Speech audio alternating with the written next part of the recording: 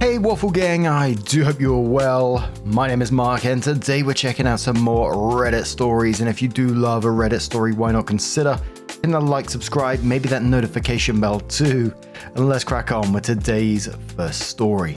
Much love guys. Now today's first story is titled, My Girlfriend, 24 Female, Got Angry When I, 25 Male, Didn't Feel Enough Sympathy when I found out the guy she had an emotional affair with died.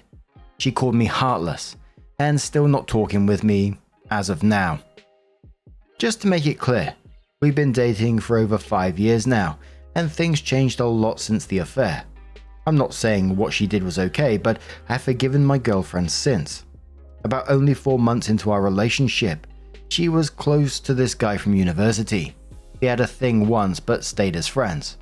I read a conversation between him and her one time and found out what was happening. Anyway, this was 5 years ago. Basically, the guy still liked her. She didn't, but flirted back. Last week, the guy fell off a building while climbing it or something. Apparently, he lost footing while climbing a crane for some reason. I don't know, I knew he was into that climbing buildings for views type of thing. I'm going to assume you guys know what I'm talking about. My girlfriend told me that he passed away as soon as I came home from work. This was how the conversation went. She said, he died yesterday. I said, oh yeah? Poor bloke. He was asking for it though. Didn't he do those stupid parkour things? She said, what the fuck is wrong with you? He left a sister, a mum, and a dad. How heartless can you get? Opie continues saying, I'm not happy that the guy died and I'm not sad either. I just feel okay about it. I didn't know him enough and he never apologized for what he did to me. 3 years ago, I probably would have laughed because I wished for it to happen. The anger I felt for him was so high. I understand that my girlfriend used to be close to him, but they haven't talked since she cut him out of her life, so I don't get why she's getting all emotional. It's not my fault he died. It's not my fault I'm not bawling my eyes out. I would bawl my eyes out if it was a kid, but a full-grown adult who convinced my girlfriend to cheat on me, never apologized for it and is now climbing cranes for fun? No. To add to this, he was a massive dick to everyone, including our teachers in high school. He also mocked me because of my height. I don't see the wrong thing in what I did, but I do miss my girlfriend. Green Emotion says to the OP, I don't think you have to have sympathy for him. She shouldn't expect that you have sympathy for him. But the parkour thing you said was a bit harsh. Just in my opinion. OP says, I think it was the stress from an extended shift and the anger that I still have for him that made me say it. I just lose all my appetite when he is brought up. I might just apologize to her though. Another one says, meh, your reply was maybe a little harsh, but I'm still siding with you. It's a little ridiculous after everything that transpired that your girlfriend would even bring this up to you with the expectation that you'd provide some kind of comfort or kind words. Opie says, yes, this. I honestly can't provide comfort and I don't know why she was expecting sympathy from me. Going to apologize for what I said, but not how I feel. Cheddar Wax says, this is why you should have dumped her years ago. Better late than never. You definitely don't have to feel bad about a guy dying if he used to treat you like shit and tried to steal your girlfriend. There's nothing wrong with you. Your girlfriend shouldn't have even brought up his name and should have mourned him silently. The combo of dropping it on you then getting mad at you sounds manipulative. Just move on. No reason to apologize and no reason to put up with her grieving this douchebag either. Opie says, it's honestly too late to dump her as I'm planning on proposing soon. What? What? She's an emotional wreck. Perhaps it's because of the guilt of what they did to me coming back to haunt her. I don't think his death is worth about 1 week of not talking, and you're absolutely right about everything else. What about replies to that saying, no it's not, are you joking? I had an old friend dump his fiancée of 5 years when he finally woke up and realized he couldn't be with her for the next 40 to 60 years. Really consider if you want to get married to her before proposing. Divorces are expensive and difficult. Yeah, that comment from OP just made me do a whiplash. I just turned around to Poppy for a second there and thought, you hearing this shit? Too late to dump her because I'm planning on proposing soon. What? And I was kind of with the comments on this one. I mean, I don't know why she would think bringing this up to you was a good idea in the first place, that you're going to suddenly go, oh yeah. I don't know why she thought you was going to suddenly start having sympathy or empathy for him in this situation. But the comment of he was asking for it though was a bit like, oof, but also could kind of see where he's coming from at the same time. But OP did come in with her first update and says, the guy who my girlfriend emotionally cheated on me with passed away. I didn't feel anything and told her that he was asking for it. She got angry and called me heartless and isn't talking to me still. Update, I appreciate everyone else's 2 cents on the issue. After logging out of this account, I walked up to my girlfriend in our bedroom to see her crying while looking at her phone.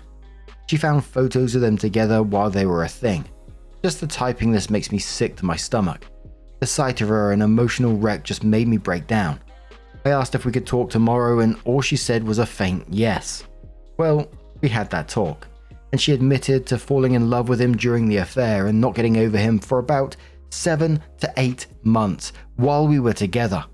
She told me she never felt anything for him during this time. This also means that she kept in contact with him all this time through small Facebook conversations.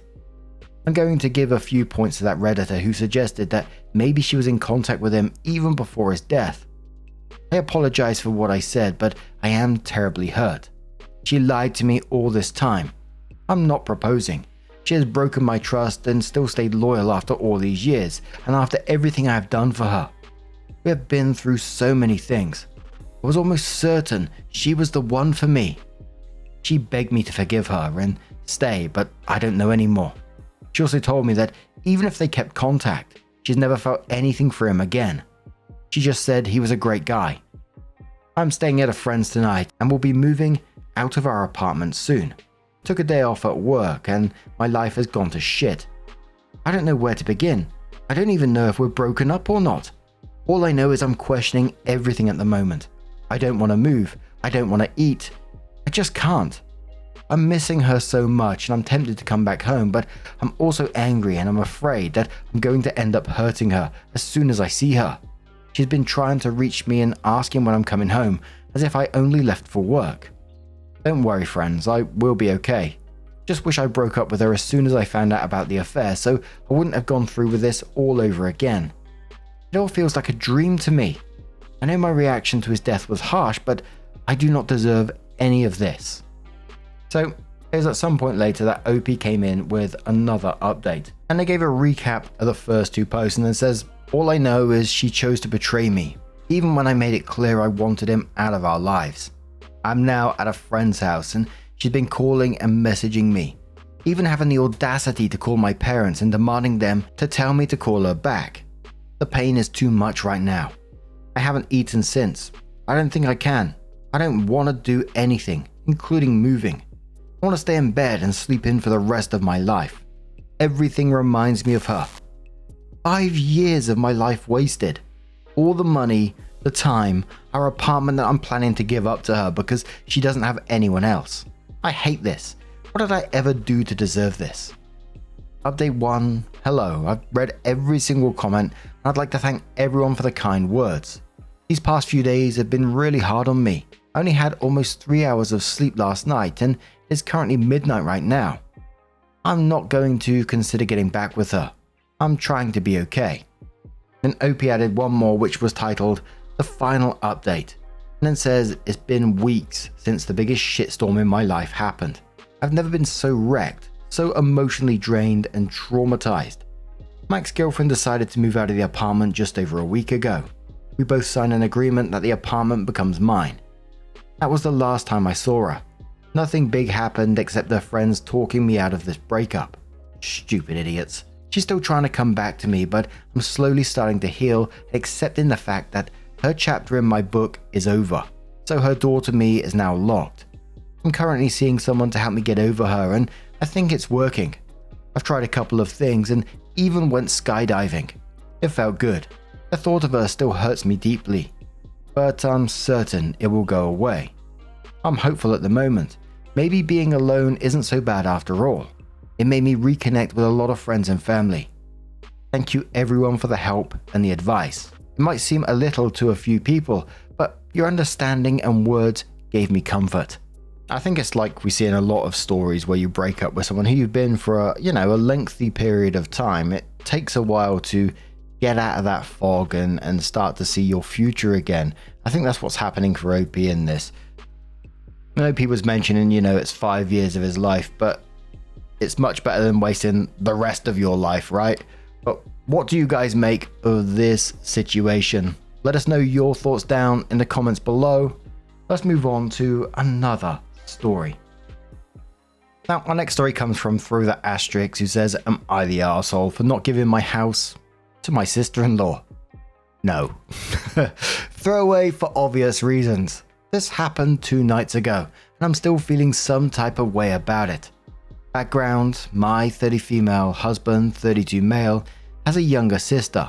Sister-in-law, 25 female. Sister-in-law is currently going through a divorce with 4 children. My husband and I also have 4 children. My husband and I live on a very quiet country back road in our little town. Us and his family being the only residents on the road. So both his sisters and their families and his parents live within walking distance of our house. My husband and I have been married for 7 years and have 4 young children. My husband bought the land we live on from his parents when he was 18, and when we got married, we built a house on it. We designed our house with a big family in mind and designed it to be our forever home. There's never been a thought to move or look elsewhere. My sister-in-law is going through a divorce. She is struggling to say the least. She was in a very toxic relationship with her ex, with her contributing just as much as he was, and he filed for divorce and moved out, leaving the 4 kids with her. My mother-in-law called my husband 2 nights ago and asked if we would come over for a chat. We get there and my in-laws and sister-in-law are sitting on the couch like they were staging some kind of intervention. It was just really strange. My mother-in-law didn't beat around the bush at all. She explained how sister-in-law's ex was getting the house in a divorce and they would be homeless within the month if we didn't give her our home. It honestly took me a second to comprehend what she even said, because it was so out of left field. Husband didn't need that second and looked them dead in the eyes and said, no. In-laws started telling us things like, you don't need all that house. You guys can move into one of the new neighborhoods in town. You guys can just build a new house. I offered to open up our playroom and guest bedroom to them until they could find somewhere to live. We have air mattresses and the guest room has a full bath. But that was not good enough apparently. That's when we got up and left. They began yelling after us, saying we don't care about the children. Family helps family. We're being greedy and selfish, etc., etc. I'm honestly so proud of how we reacted, because my first instinct was to go off and say some hurtful things. But we just went home, to our home. We love sister-in-law's kids and obviously do not want them to be homeless. But they don't need my house at the expense of my own children and family. I don't see why sister-in-law's family deserves my home. What about my kids? Now the in-laws are calling and texting saying we don't care about the kids, we're selfish and greedy, we're making her homeless. And I'm wondering if maybe we were too quick to say no. So am I the arsehole for not giving my home to my sister-in-law? Man, the absolute audacity of some people. And it's the thought process behind this as well. This isn't just, everyone suddenly appeared on the couch and they're talking about this. There's been conversations in the background about this, and at no point, no one's thought, that's a fucking weird thing to ask for, right? Asking for someone's house? OP was gracious enough to offer a room out, and I would absolutely take that back soon as possible because, one thing, they're going to move into your house and then they're going to make themselves at home, etc., etc. I feel for the kids as well. I always feel for children in situations like this because they're completely innocent. They got no choice in the matter, and it's incredibly sad. Their lives are already being turned upside down with the father just moving out, and God knows what he's up to as well, whilst they're just trying to navigate their lives with everything going on around them. But to ask for someone's house and then harass them afterwards, yelling that you don't care about the kids, family helping family, and that they're greedy? Greedy? You taking the piss? And now the in-laws are calling and texting you saying that same shit again. Why don't they give up their house? But Cruel Summer says, not the arsehole. You can't be making someone homeless when you have literally offered them space in your own home. Sister-in-law is making herself homeless by turning down offers of assistance because they aren't exactly what she's going for. She's really the selfish and greedy one because she insists on displacing your family rather than humble herself to live temporarily in someone else's home. Sometimes it sucks to suck, And for sister-in-law, this may be one of those times. But word to the wise, take your offer off the table. You've already seen they're willing to resort to anything to get you to bend and cave. They aren't interested in respecting you or treating you with dignity. When sister-in-law gets desperate, she may finally agree to your offer. But that doesn't mean the bullying will stop. Likely, it'll get worse, and she'll try to make your life miserable from within your home until you're forced to consider kicking her out. And then the guilt trips will get 1,000 times worse, as you are now literally kicking her out onto the street. Instead, call their bluff. We're very disappointed with how little respect this family has for our family, our children, and our own home. In light of this, the previous offer to open up the playroom to sister-in-law is no longer on the table, as we feel it would be a mistake to try and share a space with someone who clearly has no respect for us.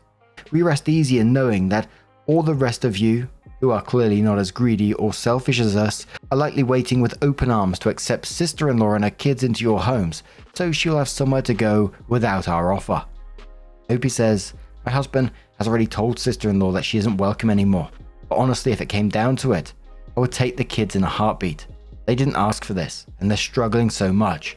But sister-in-law can sleep in the shed. Sushi Bento Box says, how is the ex getting the house if she's the one with the kids? Assuming that they're his kids, that is. Opie says the house is his, bought and paid for by him, without her contributing a cent. So that definitely factors in. But from my understanding, she can't buy him out because she has no money, and the in-laws can't or won't buy him out either. And I'm also understanding that she is paying quite a pretty penny in child support. So I don't think she would get the house paid for by him and child support. She may have had to pick one or the other, and I can say with certainty she would choose child support money. Dogmother says, your in-laws are old, their family is grown up now. They don't need their house, they should stop being so selfish and move out somewhere smaller so their daughter can have their house. Why are they making her homeless? Why don't they care about their grandkids? How is any of that reasonable? Not the arsehole. And Opie says, my husband has been dealing with his parents and sister. I've been ignoring all the texts and calls, but from what they are saying, the house is too small, only 2 bedrooms, and they need something bigger for the kids to be able to thrive. So obviously that means my own kids have to be moved out of the home they've lived in for their whole lives and just go somewhere else. While my husband and I still pay for them to live in our house because sister-in-law doesn't work and has no plans to. Bloody cheeky sods, man, but it was about a week later that OP came in with an update and says, putting here because it won't let me update in the post body. So, as a lot of you and myself thought, sister-in-law was lying about a lot. Not going to go into too much detail because it's seriously years worth of lies, but my husband and I called the ex-brother-in-law and we 100% fully believe everything her ex told us. He has no reason to lie to us and said over and over he just wants the best for his kids and he's trying his best not to do anything that could possibly harm him in a court of law. She lied about him getting the house, lied about how much she was going to get in child support, lied about how often she would have her children. Something else that came out is that her oldest child is not even her ex's child. Just so many lies. We feel so incredibly stupid and deceived and disgusted, to be honest. We told my in-laws everything he has said, and they were upset to find out she had been lying, but they kind of doubled down saying, she must have had a good reason, she's backed into a corner, she's really going through a tough time, and a bunch of other nonsense. Sister-in-law was called and asked to come and join us. She of course took zero accountability for the lying and sneaking and was screaming at us about how gross we were for going behind her back to her ex, how she will never trust us again because we betrayed her. She also let us know that she was asking for our house because she truly feels like we had actually built it for her. Our kids' rooms were how she would have designed them herself. She would love to cook in my kitchen. She loves my bathroom layout. Basically everything about my house is how she would have built it herself. And she thinks that I must have somehow known she would need a home in the future. At that point, I was just done. And so was my husband. Can't argue with batshit crazy. We left to a whole lot of screaming about no longer being family and to not expect to see them again. Honestly, I think never seeing them again is the only way to go from here. It's been a crazy few days since then. We hired a friend of my husband to put up a privacy fence around our entire property and added extra cameras to our security system. We have a good family friend. friend of our family, not husband, on the police force and let him know the situation. So he knows if he gets a phone call from us, that it's serious. I think sister-in-law thought that she could have my house because she loved it. That's kind of it. She wanted it, so thought she deserved it. I guess she was either planning to sell her house at some point or maybe rent it out. I have no idea. I really don't think she had thought that all the way through. She just thought that if she told us she was losing the house, then we'd feel obligated to help in the way she wanted.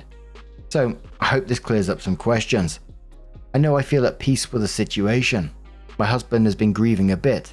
He's sad that his parents have chosen a liar over a man who has done everything for his family, never hesitated to help, and only ever been a doting son. But I think this is for the best. They don't treat him the way he deserves, and I'm glad to be rid of them. I'm sad for my kids and the situation this puts them in, but my family has enough love for everyone. Thank you to everyone who took the time to comment and message and give advice and ask questions. Hopefully you guys won't hear from me again. Man, oh man, how does someone get that entitled that they thought OP was designing that house for her in the future? Imagine having that mindset and actually saying it out loud and thinking, yeah, that's a normal thing to say. Fucking crazy.